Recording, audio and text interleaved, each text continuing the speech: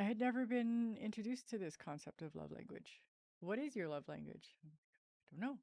But just because my love language isn't the same as your love language doesn't mean that I don't have to step out of my comfort zone to speak your love language, right? It's like I am not a touchy feely person. Mm-hmm. I don't need that. Therefore, I'm not going to give that. Even though that's what you need in your love language, Mm-hmm. but I'm not prepared to do that. And like how dismissive is that? This is Hard Knocks Talks. Hey, Donna. Hi babe. It's been a while since we've done an update. It has been a while. Like May of last year was the last time we did an episode Has it together. been that long? Yeah. Yeah. It was like Time flies. shortly after we moved into the new house here. Hmm. Remember when before we moved in to this house Yeah. and we're still living in that little house with the little tiny studio where we're like cheek to cheek almost. I mean, fortunately I'm OCD with cameras and I made it look like we were further apart, Yeah. but Yeah. yeah, It was cozy. it was a cockpit. It was. In fact, it felt like I was driving a tank. Like you sit in and you got to like turn the chair and slide in and you're just surrounded by Equipment. screens emitting electromagnetic energy that's probably awful for me. Yeah, So, probably. yeah. So, Excuse anyways, me. what really prompted the idea for just so that other people know, because we know why we're here, Yeah. our recent experience with Wondery podcast. Hmm. This is actually happening. That's right. Yeah, Wit. Um, Yep. our friend. Oh, and shout out to Todd, of course. Of course. Yes. Bunny Hugs and Mental Health Yeah. for connecting us with the team Yeah. at this is actually happening. So let's talk about that. I mean, my podcast at the time of this recording has not yet been released. My podcast episode Yeah. with them, but yours has, and you recorded for like 8 hours with Wit. I did. Like that, That man. poor guy. That the reason I bring that up though is like what has that been like for you since you heard your story curated and polished like that? Like that, to me when I listened to it, like I was at the gym Hmm. in the morning and I listened to it and like I'm sure I was there was lots of times I know I was just standing there like in the middle of the gym just like lost in thought and in awe of like just how powerful your story actually is. We Hmm. get so close to it in the way that we tell it. When Hmm. when I heard it from another curated from another's perspective, Hmm. it was like it hit me again. Hmm. Like just how powerful your journey has been. So I'll let you talk about that. That initial sort of listening to, I didn't know what I was going to hear, Mm, because like you pointed out, we went for 8 hours. And so we went down some deep rabbit holes. And even in that 8 hours, there was a lot more that I could have said. I could have gone into some stories and experiences, but so I couldn't really remember all what we had covered. And so I wasn't really sure what I was going to hear when I listened. And so I had this like protective layer up of almost like a disassociation. mm, hmm. Yeah. Because I didn't want it to take me out at the kneecaps, Mm. So, Or anyone else. yeah. Yeah, that's what I was afraid of. And I think I mentioned to you before I even listened to it. I'm like, I'm not sure I want to listen to that. Yeah. Like you talked for 8 hours. Yeah. I didn't, I had this level of fear that listening to it curated by such a large podcast with such a great team, that it would hit me really hard. And I was fearful of what would it do to me mentally and emotionally. And so then therefore I just put it off, and put it off. And so with the podcast, I listened to a little bit and then I Hmm. listened to a little bit. And then finally the third night I finished. Having listened to this podcast, it stirred up like questions, Mm. and there was part of me that, not unlike the first time you went on that psilocybin journey and came home and you're like, I saw a vagina. And I was like, that's it. I saw vaginas and butterflies. On a sacred journey with psilocybin. Yeah. So, but I mean that this was sort of like that to me. This was sort of because I had a very strong reaction because like when I keep on expecting things to be different and to go my way. Like and it's been very challenging for me to surrender to the fact that your journey is not my journey and Mm. your journey and your healing is not happening um solely for my benefit. Mm. Do you know what I mean? Like And so when you went on that journey and you came back and you didn't have anything deeply profound and meaningful, like on the surface, right? Like the way that you articulated it at first, Mm-hmm. because when I came home from whenever I have these experiences, I come home and I tell you all these things. And like, I was like, do you know what I mean? Like I have like, in my opinion, and maybe I'm just wrong, Mm-hmm. but it's like, I have all of these profound realizations and you came back and you said, it I saw these things and that's it. And it was interesting. And I went off the deep end, Uh-huh. because like again, I didn't hear what I thought I was going to hear. Mm-hmm. And like I went right back to those feelings that I had the day you walked out the door. And those feelings were not hopelessness or anything like that, but just resentment. Mm-hmm. And then when I got our son back and I was single parenting and I was very much still deeply in that resentment, and I would hear things on the street, because I would go to meetings and people who are on the street turn up in meetings, right? Oh, absolutely. So Free coffee and cookies? Hells yeah. yeah.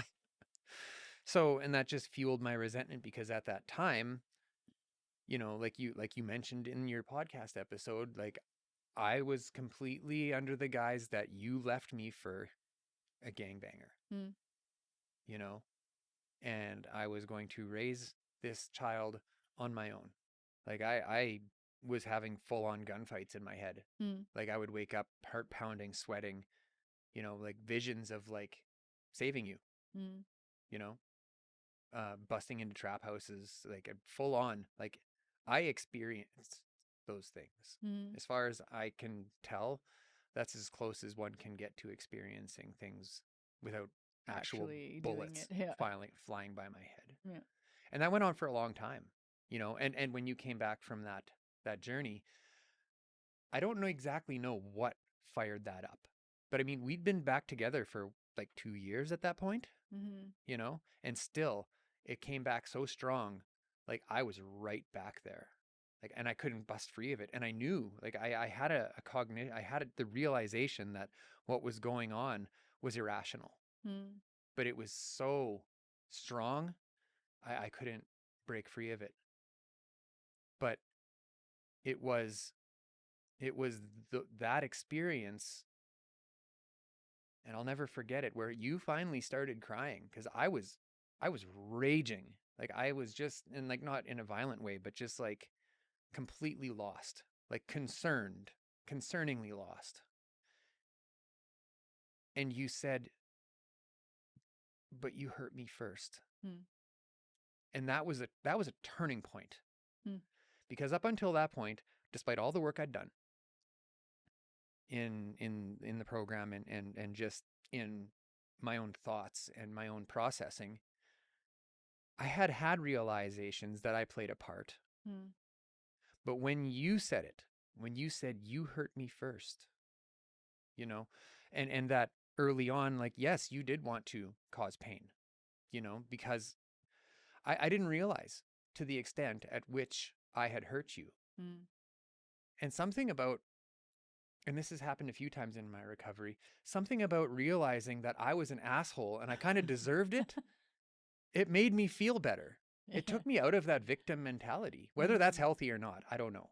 All that to say, when you said you hurt me first, Mm. and you even said, listen to this song. This was my song. I was mad at you. You know what I mean? We all have songs Yeah. that get us through times in our life. Like Yeah. you even had a song for that. Yeah.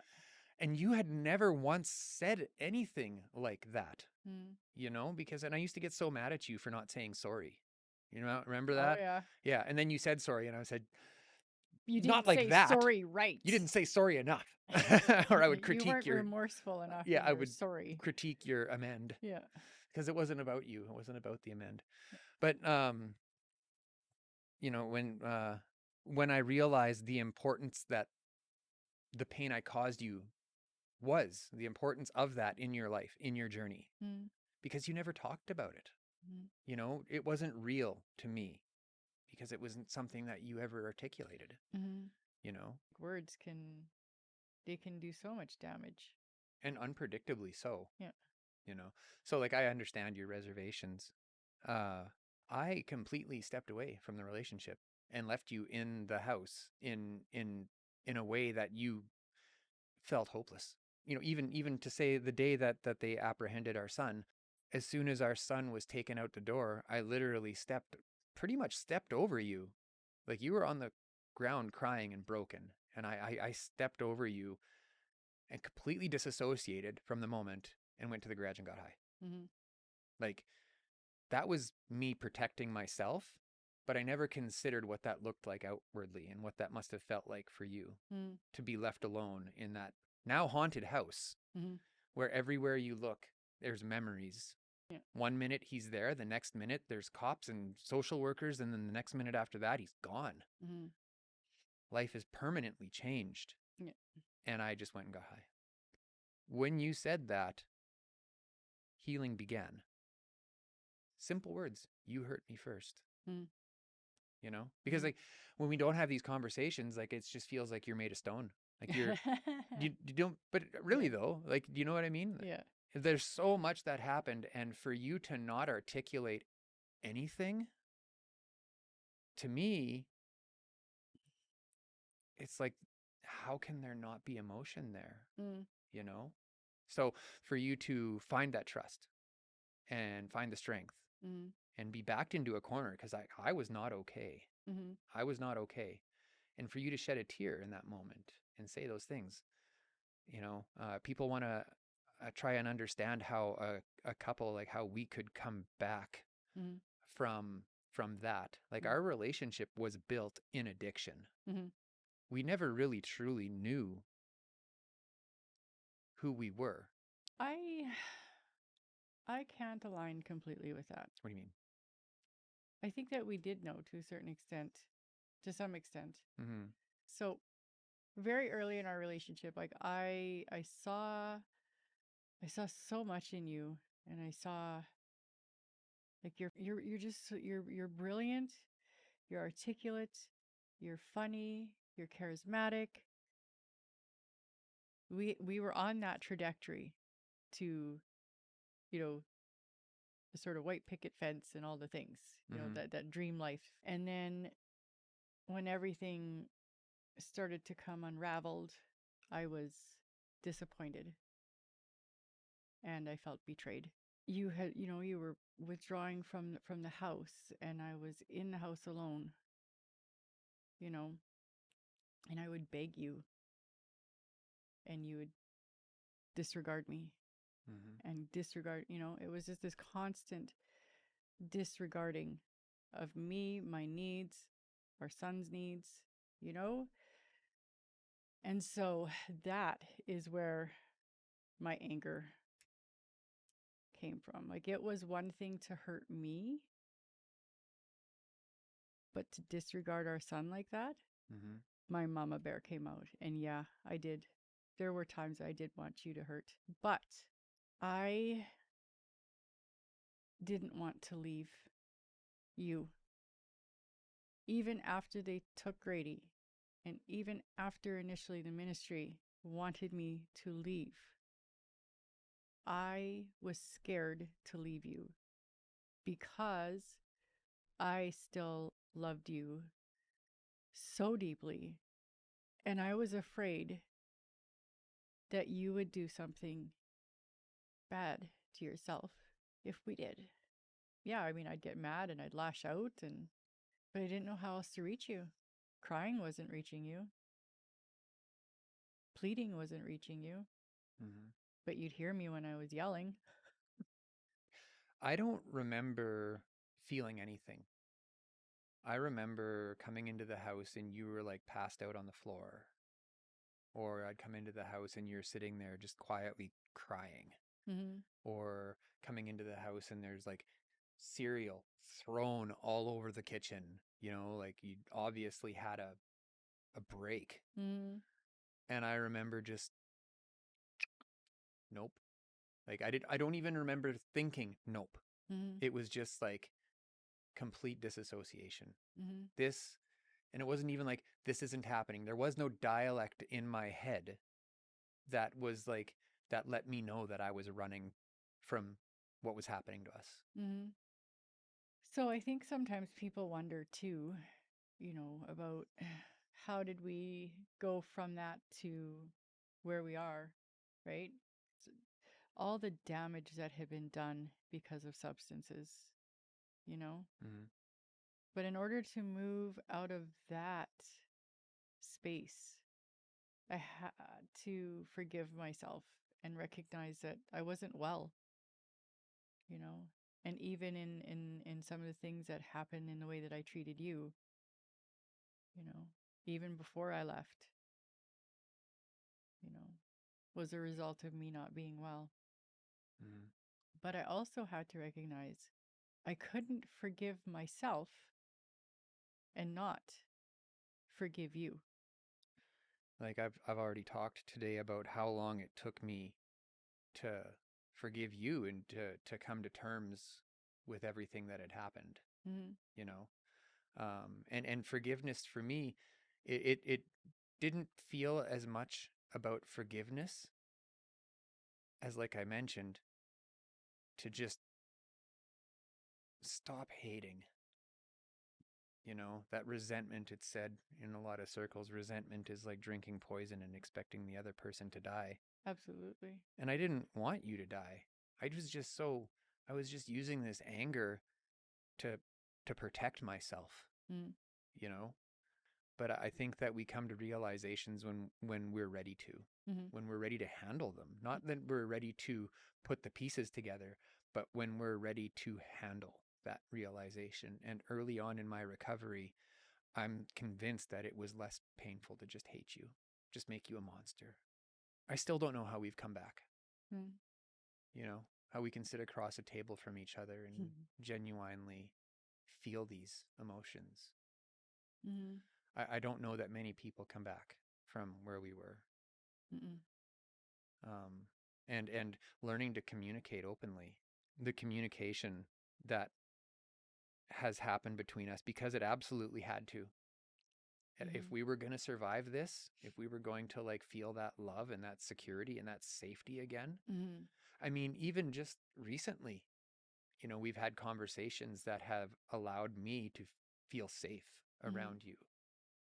EHN Canada is Canada's leading provider of mental health and addiction services, providing evidence-based, medically assisted care with 1-year wraparound services for those suffering from substance use disorder. In Saskatchewan, their care is 100% supported by Saskatchewan Health. To learn more, find their link in the show notes below. Wellness News Choice for Healthy Living is a local resource that works to connect people to health and wellness-related products, services, and expert advice from industry professionals, locally allowing us to connect and engage. Check out wellnessnews.ca or skwellnesshub.ca today to learn more. If you'd like to see our content uncensored, we are now offering channel memberships. There is a lot of things we can't show you without getting restricted, so if you want the full conversation or to check out our merch, or if you want to show us some love and buy us a coffee, all of those links are in the show notes below. When we first got 50-50 custody, like it was you that invited me in to have a conversation, to have supper, to stick around and play games. Like, In that court process, you have to take parenting after separation and divorce course. And I am going to give them a big shout out, and I'm going to highly recommend that anybody who is in a separation or about to be, take the course, pay attention, you know. It's actually very beneficial, and one of the things of the utmost importance for me at that point was easing things for our son. Things had been hard enough. He'd been through enough. And having the legal background that I had and seeing ugly custody access things and people using their kids as pawns and weaponizing them, I was like, oh, I am not doing that to my son. I mean, if truth be told, there was always this desire to try again. Despite all of it. Yeah. Despite the abandonment and the violence. I mean, there's been violence between us. Mm-hmm. Not for a while. Yeah. Not since the meth. Yeah. Here, Yeah, really. listen to us just laughing about these horrific things, hey? Mm-hmm. So that's called survivor's humor, by the way. Yes, it is. Yeah. It's a very dark Yeah. humor. But So no, yeah, it's because like I was talking about earlier, I saw so much in you Mhm. And it was so heartbreaking to watch it all come crashing down and have absolutely no power to stop it, Mhm. you know? And then I remember one of the first times that you brought Grady to my parents. I watched you dadding, and I was like, there it is. There's that guy that I knew was there, you know? And then I knew that you'd been working and driving back and forth between the daycare and school and work, and, you know, you were doing all the things. And I was like, that is the person I knew that you were capable of being. Mm. And you continue to grow into that person that I knew that you were capable of. We were sick, and I Mm. can't hold that against. I don't think resentment has a lot to do with rationality Mm. sometimes. For me, it wasn't rational. Mm-hmm. I didn't realize that at the time. And that's maybe why I was so in awe of you and continue to be to this day.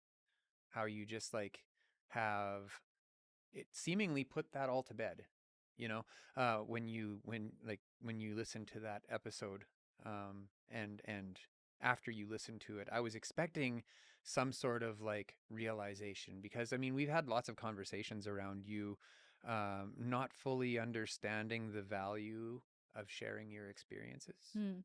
You know, like you Mm-hmm. don't really, you know, we'll go to certain communities and like, what does my story, what value can I bring to these communities? Like what I and you seem to downplay it, you know? Like I just these things happened and I got pregnant and I accessed resources and it's just little old me. You did, those were your I words. know, I Just the other, know. just after listening to this, we're having this conversation. Well, it's just little old me, and you got a freaking email from an actor from Law and Order. I forget her name. What's her name? Kelly Giddon. Yeah, yeah. Just an email. Just a little old Donna. I don't understand why these people think my story is so amazing. You know, like things like happened to you that happened to people in war-torn countries, Mm. and it happened here in little old Saskatoon. Yeah. You're beautiful. You're smart. You're articulate, whether you think so or not. Mm. You know, and you're a survivor. Like you are amongst warriors in this community. Mm. You're held in high regard, and you walk around just little old me. Mm. You do that. And it's not even intentional. But sometimes I wonder though, do you think that that might be a protection mechanism? Like, do you think that like if you allow it to be as big as it is, if you allow it to be as hard as it was, do you think that might put you like in a bad place? Like you were talking about earlier, being incapacitated. You know, you didn't know what you were going to hear in that episode, Mm. and you were worried that like it Mm. would trigger you Mm. and it would send you into this deep state where you wouldn't be okay. Like not unlike how I was when you came back from your ceremony. Mm. Like that sent me. It took me a solid 6 weeks to recover from that. Mm. That one crack. Mm. Yeah, I mean, I put up protective barriers in the sense of like, I will not allow Yeah. that. I won't. So if you I just, if you believe that it wasn't that big a deal, that's mm. just little old me. Like, you know what I mean? Mm-hmm. Do you think that might have something to do with it? Yeah, I put up a protective barrier. Um, because I know even when I was being interviewed by Mary Ellen, you know, and I was recounting Our some research friend, our research friend Mary Ellen, who's going after her PhD. you got this, Mary Ellen. You got it. Mm-hmm. You know, I found myself stepping out of myself, almost perspective. Like I was an experiencer, but I was also an observer. But there was an emotional disconnect, Mm-hmm. you know. And you were talking to Mary Ellen about what? My experiences in trap houses and a lot of the nitty gritty that happens Mm-hmm. in those spaces. So, but yeah, you know, we had our conversation, and then we drank our tea, and then I got up and that was done, Mm-hmm. and I moved on Mm-hmm. Hmm. because I have to. Because I have to isn't always a good enough reason. True. I'm just trying to understand you. You're an anomaly. You're like a hot little anomaly. Hot little anomaly. I know, it's like my superpower. I don't. Maybe I'm a sociopath. Maybe. Maybe I'm a sociopath. The stepping stones of healing on Hard Knocks Talks. Acceptance is key. Yes. Yeah. We often talk about our past a lot, Mm-hmm. but we don't talk a lot about the current, you Mhm. know, and the work that happens on the daily, you Mm-hmm. know, like we don't just exist in each other's spaces. Mm-hmm. And I think that early in our relationship we did. Mm-hmm. And then as it Even in our reconciliation. yeah, Yeah, I think the first oh, couple years, even we a year were for sure. we were good roommates, Yeah. and we we had those sort of defined roles, in the sense of like you were the breadwinner and I was in the kitchen cooking and doing the mom thing and the scheduling and all the things. Mm-hmm. And there was there was like a degree of separation, Mm-hmm. you know? And then I'm not sure exactly what precipitated. But I mean, just to really unpack that is like at that point I was completely immersed in building this podcast. Yeah, it was scary to get back together. And maybe part of me was retreating from the reality that we had stepped into, Mhm. you know. Because there were still those thoughts, there were still those emotions. Well, and I think too there was you know, at least at that time I speculated a level of fear of, you know, because it's no longer just you and our son that you have to support. Mm, The family has now grown, mm-hmm, you know? And at that particular time, I was not working, mm-hmm. you know, so there was added pressure there for you. So Yeah. that's at least how I Got excused through the day. it. And there's definitely a layer to that. Like Yeah. definitely there's a layer to that. So but it was that, and it was through I was on dieta, which is like a special diet that you go on where you have to abstain from certain foods, from certain behaviors, no sex, no things that look like sex or feel like sex or anything like that, no reprieves, so to speak. I don't want to get too graphic, but Mm. boys, you know what I'm talking about, and girls, if you don't, I'm not explaining it to you. So, but it was it was a few days into that dieta where a creative energy came into me, and I realized that abstaining from these things had a lot of benefits in my life Mm. and for my family. Mhm. And I started to learn to channel that energy that I've been running from Mhm. my whole life. That creative energy. When I say creative energy, it's the energy that creates human beings, creates little humans. Yes. That's the energy that I'm talking The life about. force. Right. Yeah. Because I've growing up, I'd never really learned how to use that energy in a productive way. I always ran from it. I somewhere along the way, I was rejected by a girl early on. I'm not exactly sure what triggered this line of thought in my life, Mm. but those feelings, that desire to procreate, it didn't feel safe. Well, I mean, let's be honest. I mean, it's a little bit of an uncomfortable feeling, Mm. you Especially know? when you don't have an outlet. And when you don't have an outlet, you don't necessarily understand.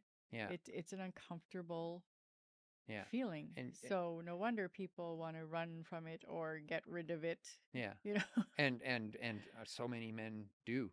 They just It's distracting unless you know how to channel you don't even get to talk. it. You're not a guy, okay, Oh, but well, you can talk. but it's for women too. Yeah, It's distracting. yeah, Sure. yeah. So, anyways, I for whatever reason I ran from that my whole life, and I associated that feeling with a feeling of loneliness and a feeling of rejection. Mm. So whenever that feeling would come over me, I would just get rid of it. Mm. Take 5 minutes in the morning. Anyways, um, and then when I went on that dieta, I wasn't allowed to do that.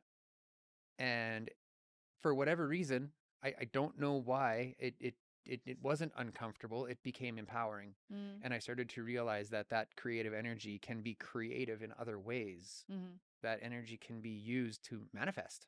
Mhm. It's like nitrous, you know, and suddenly I'm loading the dishwasher. Suddenly Mhm. I'm helping with lunches for the kids. Suddenly I'm sweeping the floor, and I'm using this energy for productive things. Mhm. And that was a giant turning point for Mhm. us. And that started to foster conversations for us that we have to this day. Yeah. And they're ongoing. And you know what? I hope they never end. Mhm. You know, I hope we never arrive. At the beginning, I was like, "Fuck, is this ever gonna end?" Like every day, Yeah, yeah. Conversations about backing me into corners about things. yeah, Yeah. yeah. I don't regret it. But.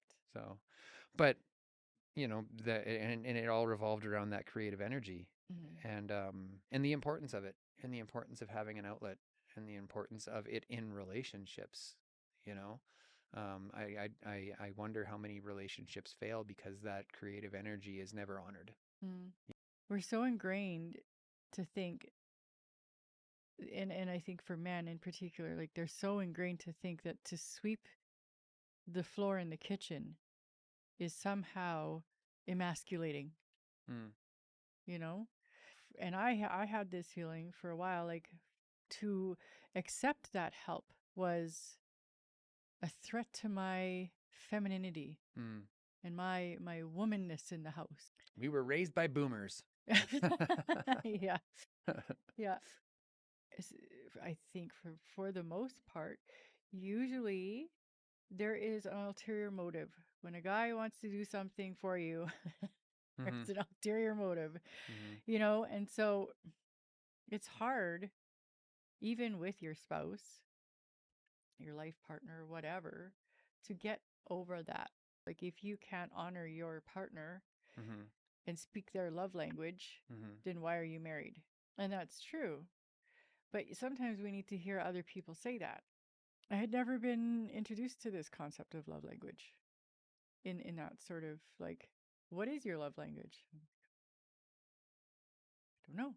But just because my love language isn't the same as your love language doesn't mean that I don't have to step out of my comfort zone to speak your love language. And I think a lot of people get stuck in those two lanes, right? It's like I'm not a touchy-feely person. Hmm. I don't need that. Therefore, I'm not going to give that. Even though that's what you need in your love language, Hmm. but I'm not prepared to do that. And like how dismissive is that? It was painful. And so I did have to do a lot of work on that front. I still struggle with verbal communications, Hmm. you know, but I am trying to step out of that, Mm. I'm here for it, baby. you Mm. know, and you have to. You had to step out of, like, you do a lot of the housework. Make bread, You make bread, like yogurt. yogurt, and like you Just do a like lot of let me just list all the things that I yeah. do here. I mean, So there's definitely been, I feel like a blurring of a line, mm. and I feel like compared to how my parents operated, we are a team. Speaking of love languages and needs and whatever, I mean, some of the experiences you had on the street were very like I feel like they stood in the way of our intimate relationship. Oh, absolutely, they did. Remember for the first like 2 years, you couldn't come up behind me. Yeah, Yeah. yeah. I couldn't hug you from yeah. And still I ask to this day Mm-hmm. if I'm going to do that. I make sure that you're aware that I'm doing that. Mm-hmm. Yeah. So I wonder how much that has played into the challenges that we faced as a couple, in finding our way in that. Mm-hmm. The first few years of us being back together, there was this almost subconscious, is it okay to let my guard down again? Hmm. Is it okay to be vulnerable again?